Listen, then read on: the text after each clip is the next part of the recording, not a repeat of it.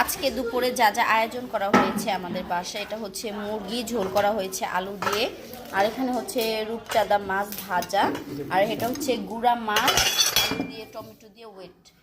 এটা হচ্ছে ছোট কলই বা অনেকে এটা কি খেসারি শাক বলে, ওটা হচ্ছে রান্না করা হয়েছে। আর এখানে হচ্ছে বেলে মাছ বেগুন দিয়ে আলু দিয়ে, আর এখানে হচ্ছে ডাল জাতীয় খাবার, এখানে হচ্ছে বাঙালির সাদা ভাত। সব হচ্ছে এক নজরে আবার দেখিয়ে দিচ্ছি। এখানে সালাদও আছে,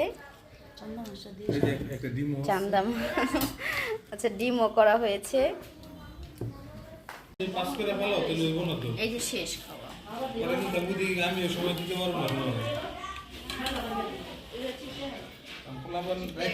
লম্বা কইরা লম্বা। আল্লাহ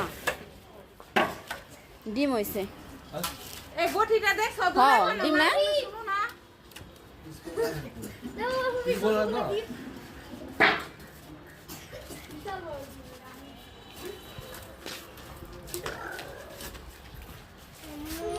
কি